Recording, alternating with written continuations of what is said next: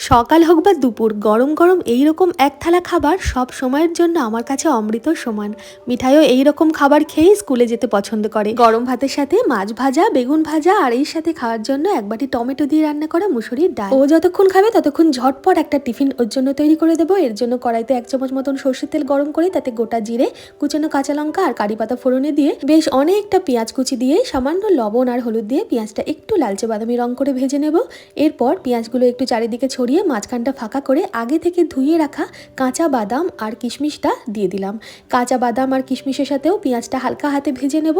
বাদাম কিশমিশ ভাজা হলে ভাতের মধ্যে একটা আলু সেদ্ধ দিয়েছিলাম, যেটা অর্ধেকটা সেদ্ধ হওয়ার পর ভাত থেকে তুলে কুচিয়ে কেটে আমি এর মধ্যে দিয়ে দিলাম। রান্নাটা তাড়াতাড়ি হওয়ার জন্যই আলুটা আগে একটু সেদ্ধ করে নিয়েছি। এরপর আলুটা ভালোভাবে ভেজে নিয়ে আগে থেকে ধুয়ে জল ঝরিয়ে রাখা চিড়েগুলো দিয়ে ভালোভাবে নাড়াচাড়া করে নেব। যদিও পেঁয়াজ কিশমিশ বাদামের মধ্যে মিষ্টি আছে, তাও মিঠাই একটু মিষ্টি মিষ্টি পছন্দ করে বলে নামানোর আগে কয়েক দানা চিনি দিয়ে ভালোভাবে নাড়াচাড়া করে ঝুরঝুরে করে চিড়ের পোলাওটা নামিয়ে 2 হাতা মতন ওর স্কুলের টিফিনে দিলাম। আর সকালের জলখাবারেও কিন্তু আমি এই চিড়ের পোলাওটা খাবো, ভীষণ ভালো লাগে। একটু বেশি করে পেঁয়াজ আর আলু দিয়ে এই চিড়ের পোলাওটা আমার খেতে। আর এর সাথেই দেবো খুব মিষ্টি একটা নাশপাতির কয়েকটা টুকরো, সাথে 1 বোতল জল তো আছেই। কেমন লাগলো আপনাদের আজকে স্কুল টিফিন আইডিয়া বা পুরো ভিডিওটা অবশ্যই একটা কমেন্ট করে জানাবেন। ভালো লাগলে লাইক শেয়ার করতে ভুলবেন না। ধন্যবাদ।